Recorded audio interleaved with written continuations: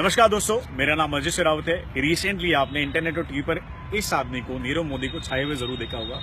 नीरव मोदी ने 11,400 करोड़ का घोटाला किया है पंजाब नेशनल बैंक के साथ। लेकिन इस घोटाले में वो अकेला नहीं था, उसके मामा मेहुल चौकसी, जिनकी कंपनी के नाम से 4,446 करोड़ के फ्रॉडुलेंट एलओयूज का इस्तेमाल किया गया। और इनको प्रोत्साहन देने के लिए हमारे एक्स फाइनेंस मिनिस्टर ने जो किया है वो भी मैं आपको जरूर बताऊंगा। चिदम्बरम साहब का भी क्या इन्वॉल्वमेंट रहा नीरव मोदी के करप्शन के साथ। लेकिन इससे पहले कि ऐसा कुछ हो पाता, कांग्रेस, लेफ्ट और लेफ्ट ड्रिवन मीडिया कूद पड़ता है मोदी जी पर कि नहीं, ये तो फ्रॉड मोदी जी का कराया हुआ है, इस फ्रॉड के लिए मोदी जी जिम्मेदार है। क्यों?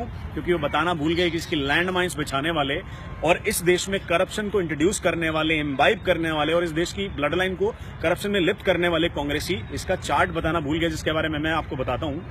ये स्कैम शुरू होता है 2011 में, जब नीरव मोदी पहुंचते हैं ब्रेडी house branch Mumbai PNB bank, जहां से वो बताते हैं कि मुझे बाहर से डायमंड इंपोर्ट करने हैं, आप मुझे एक लेटर ऑफ अंडरटेकिंग दीजिए। लेटर ऑफ अंडरटेकिंग वो डॉक्यूमेंट होता है जो एक तरह की बैंक गारंटी होती है कि कल को मान लो जी, अगर आपने ये सामान भारत भेज दिया और इस आदमी ने आपको पेमेंट देने से मना कर दी, तो इसके ब्याज पर मैं दूंगा। इसका मतलब अगर नीरव मोदी ने पेमेंट देने से मना कर दी, वो देना दे। अगर लेटर ऑफ अंडरटेकिंग एक बार इश्यू हो गया तो पीएनबी बैंक वो पेमेंट जरूर करेगा।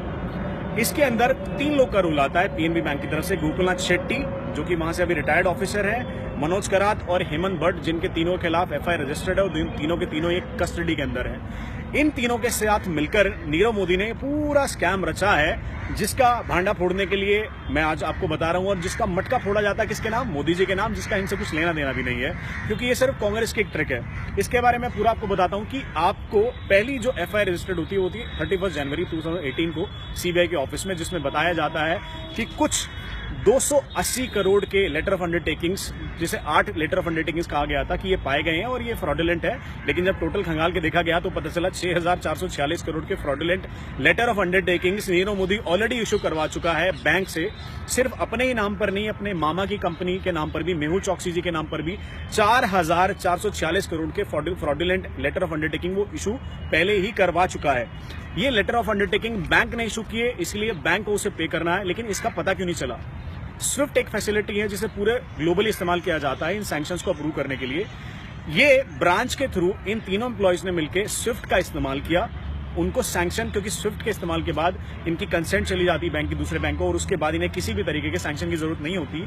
उसके बाद सीबीएस, जो कोर बैंकिंग बैंक का सिस्टम होता है, जिसके अंदर इन्हें अपडेट करना होता है ताकि सबको पता चले पूरे बैंक के आय व्यय के बारे में, डेली रोजमर्रा के खर्चों के बारे में, उसके अंदर से इसे मिटा दिया जाता है। इसकी वजह से इसे ऊपर का कोई इंसान डिटेक्ट ही नहीं कर पाता है। लेकिन बहुत ही सरप्राइजिंग बात है, पिछले 2011 से ना ही किसी इंटरनल ऑडिट में, ना ही किसी एक्सटर्नल ऑडिट में, ना ही किसी आरबीआई के ऑडिट में इसे कैसे नहीं पाया जा सकता, और कैसे बिना किसी बोर्ड ऑफ डायरेक्टर की इन्वॉल्वमेंट के इतना बड़ा स्कैम पीएनबी बैंक में चलता रहा और पीएनबी बैंक के किसी इंपॉर्टेंट एम्प्लॉय को उसके बारे में पता ही नहीं चला। इस स्कैम में एक बहुत बड़ा रोल पी चिदम्बरम का भी है। 16 मई 2014 जिस दिन जनरल इलेक्शन आते हैं, बड़ी दुख का दिन था कांग्रेस के लिए, क्योंकि कांग्रेस इलेक्शन से बाहर हो चुकी थी।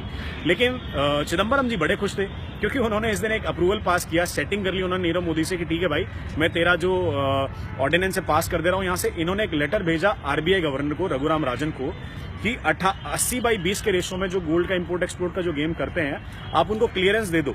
जैसी वो क्लियरेंस मिली कि कोई आदमी अगर 20% भी इंडिया से बाहर गोल्ड एक्सपोर्ट करता है तो 80% का गोल्ड इंपोर्ट कर सकता है।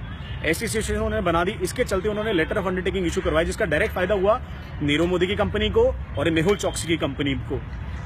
रघुराम राजन, जिनका बड़ा नाम बोला जाता था कि बहुत बड़े फाइनेंशियल एनालिस्ट हैं और पता नहीं देश से चले गए इंडिया से तो पता नहीं देश को क्या हो जाएगा, 4 दिन के अंदर 21 में 2014 को, जब मोदी जी ने अपना ऑफिस ज्वाइन भी नहीं किया था, उससे पहले उन्होंने वो अप्रूवल पास भी कर दिया। उसके बाद ये फ्रॉड हो जाता है। 26 मई को मोदी जी ज्वाइन करते हैं, लेकिन किसी कहा मोदी, अरे जब मोदी जी थे ही नहीं तो मोदी जी फ्रॉड कराएंगे कहां से? तो इस पूरे करप्शन में बहुत बड़ा रोल आता है पी चिदम्बरम जी का। लेकिन मेरी मोदी जी से भी ये गुजारिश है कि किस तरह से फ्रॉड हो जाते हैं। लेकिन देखने वाली बात यह है कि किस तरीके से कांग्रेस ने हमारी गवर्नमेंट के अंदर, हमारे लोगों के अंदर, हमारे सिस्टम के अंदर, हमारी अर्थव्यवस्था के अंदर, हमारे आर्किटेक्चर ढांचे के अंदर किस तरह से करप्शन के बीज बो दिए हैं कि आज की डेट में बैंक का एम्प्लॉय करप्ट, दूसरी तरफ बिजनेस करने वाला तो बिजनेस करने वाला करप्ट, जो करप्शन को हमारी ब्लड लाइन में घुसा दिया इतने सालों के अंदर कांग्रेस ने। इसीलिए मैं गुजारिश करता हूं आप सबसे कि इस कांग्रेस मुक्त भारत की कामना करें, इस करप्ट मुक्त भारत की कामना करें और मोदी जी की आने वाली इस लड़ाई में हम भी उनका साथ दें, ना कि उन पर इल्जाम लगाएं, क्योंकि इस लोन से उनका कोई लेना देना नहीं है, इस फ्रॉड से उनका कोई लेना देना नहीं है। तो जागिए, समझिए, तथ्यों को पढ़िए और उसके बाद ही किसी पर इल्जाम लगाइए। दोस्तों, जय हिंद, जय भारत।